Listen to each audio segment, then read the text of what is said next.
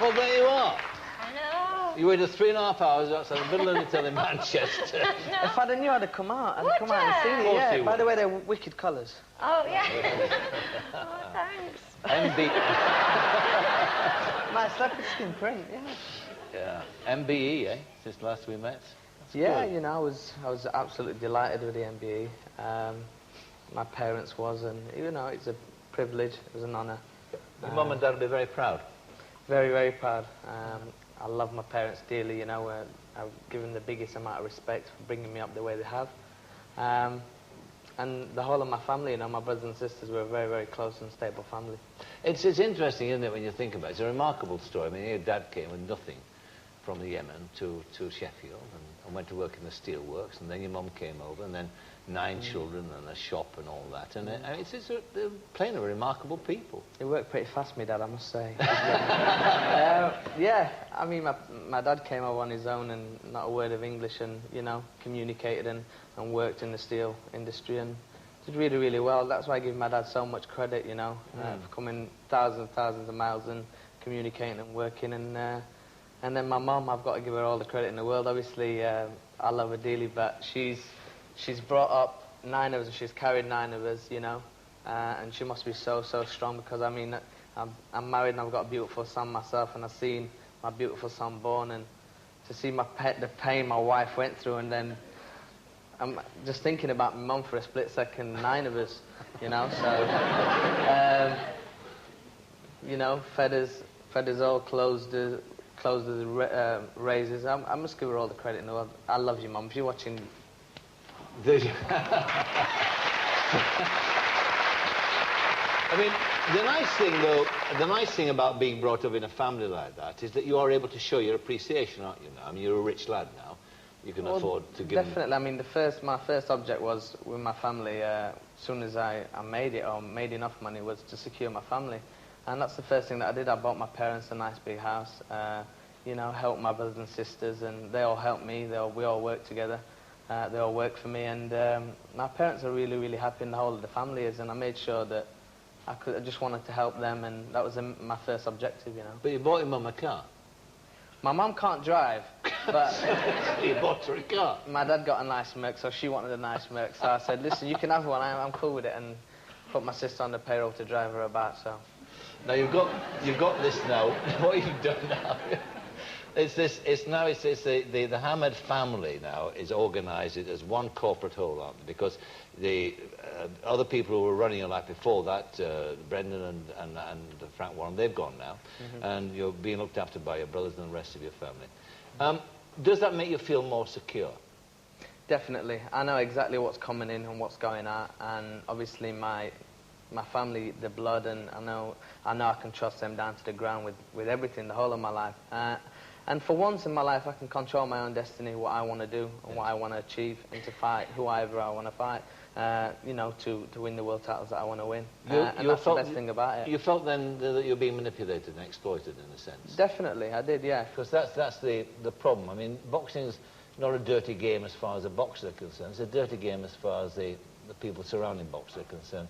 I mean, your great hero, I mean, Muhammad Ali, of course, was one of the guys you could say now he was exploited in a big way. I definitely think he was exploited, you know, in what a great man he was, a great champion, an ambassador for whole sport, not just boxing. Now, you talked to Ali, didn't you, recently? I spoke to Muhammad Ali. It was an unbelievable experience. I mean, I couldn't wait to meet him and couldn't wait to speak to him, actually. I spoke to him on the phone, and I could actually hear exactly what he was saying most of the time, but he's still... I remember saying to him on the phone that I couldn't wait to meet you, and I've been dying, that's what I said to him, I've been dying to meet you. And I remember the first word, he's so fast, he's still so fast. I remember him saying, don't die. Did he think it was me he was talking to? I'll have to put him through to you, I mean, I'm not... There's the sadness about Ali, of course. I mean, and for any boxer like yourself, you have to look at him and see him as a warning, don't you? I mean, if it can happen to Ali, it can happen to anybody. I would say, you know, whatever written for a man is written, you know. That's you what believe I believe that it's fate, that?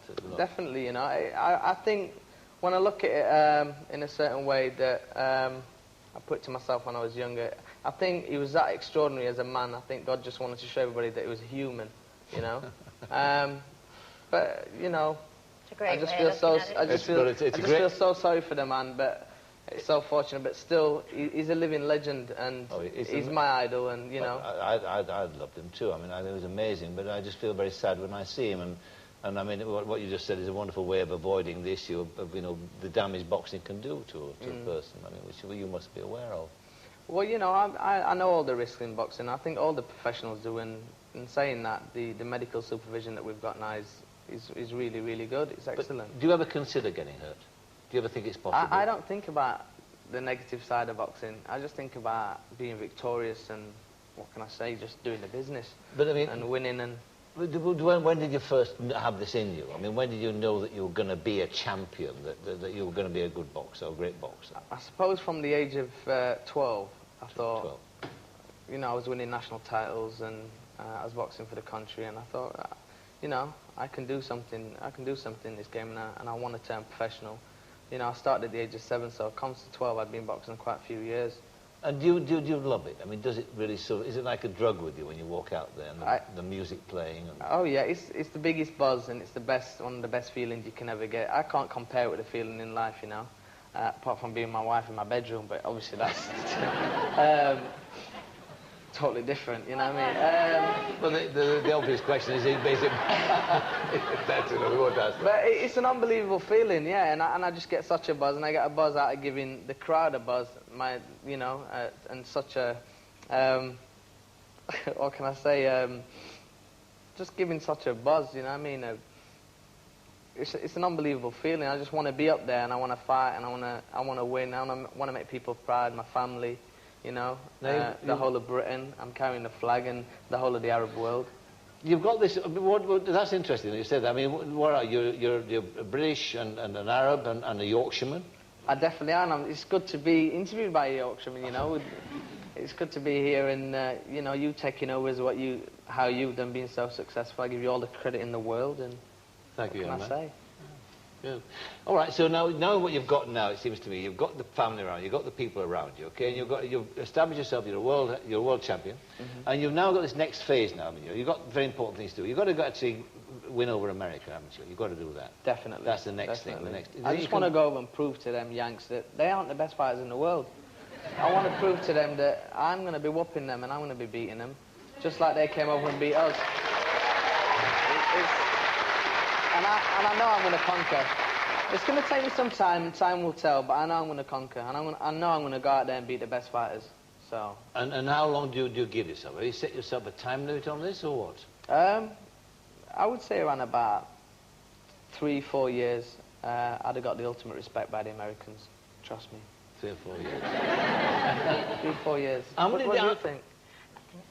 Cheers. Yeah. What do you think of Tyson? Mike Tyson. I just think the man is very, very confused. I think he's very confused, and I think that I can't justify anything that he's doing or anything that he's done, but a great fighter he is, and then all the stuff he does outside the ring is, you know, I can't. No, I'm talking about the stuff in the ring of the ear and that. Biting somebody's ear. Again, I think that fight it came along, and I think he was thinking the referee wasn't giving him enough attention when Evander was butting him. So he sure got it. I think he just went mad and took the fight into his own hands and bit his ear off. Do you like boxing, Caroline? Do you like? I love what you do, but I actually love the stuff you do before you get in the ring. You know, all the twirling about and dancing. Well, that's the thing with me. I just want to. I want to entertain. I'll do all of that then. I do love watching boxing. Yeah, it's something brilliant about it, isn't there? I mean, I do think it's quite a rough sport. What do you think about ladies boxing? Because there's actually the news this week that Muhammad Ali's daughter's going to fight in the ring. Do you see that? I hadn't heard about that. I thought she was a singer. No, this is whichever daughter it might be. But one of them is certainly going to become a prize fighter. You ever fancy I was going to ask Caroline what... I don't like to fight, but I don't fight myself. You might be good. You want to try it out? You're a bit too good for me, Chris. Not really, honestly, no. And I meant just training, just because it's a good way to keep yourselves fit, to tell you the truth. Well, that's right. I mean, you're fitter than any of us could ever imagine to be. Well, I like to be fit and I like to stay fit, and I just make sure that I'm mentally and physically right when I get into fight. That's the main thing. No, you've never drunk in your life, have you? Never tasted alcohol. You haven't? And I don't intend to either. Do you not? You have never. Are you not curious about it at all? Don't you?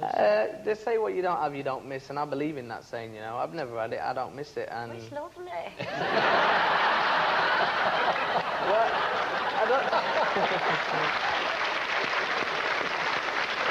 Another thing, obviously, I've been brought up as a Muslim. Sure. And you know, my parents were quite strict, and it's helped me. It's helped me with my boxing a lot.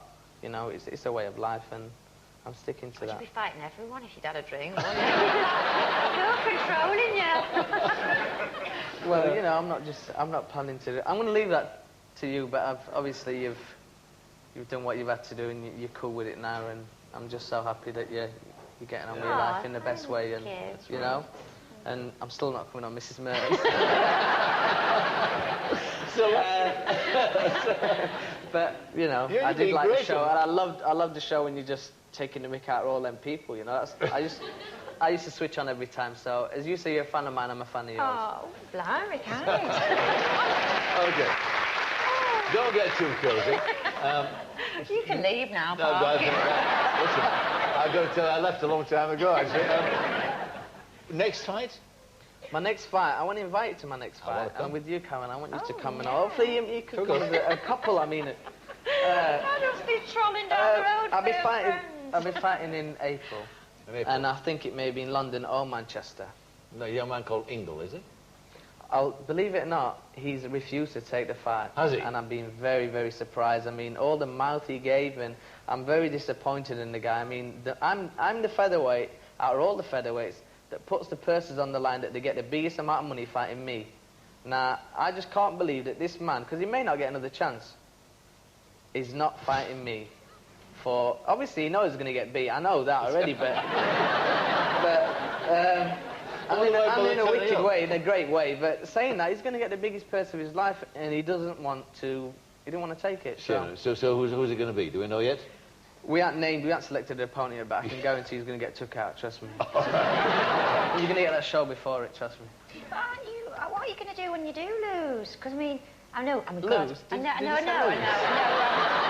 I mean, you are going to. Yeah, but right. I mean, I know you've been not just lucky, you're brilliant, but you have won every fight. I mean, I've had 31 now, and I've won 31. Thank God. You know, I thank God for the position that I'm in. You know, because as I say, I do believe that everything is written for me, and I just thank God for the position I'm in to secure the whole of my family and lead me in the right way. But if I did lose, which I never talk about losing, I can't visualise myself getting beat, as I always say, but I'll just train really, really hard and make sure I'd box him straight after and beat him. What's it been like being interviewed by two people? It's wicked. Sorry about that. Not at all. She's distracting me a little bit. Thanks, Carol. She's wonderful. But thanks, that was great. Naseem Hamed, thank you very much indeed for the moment. Thank you.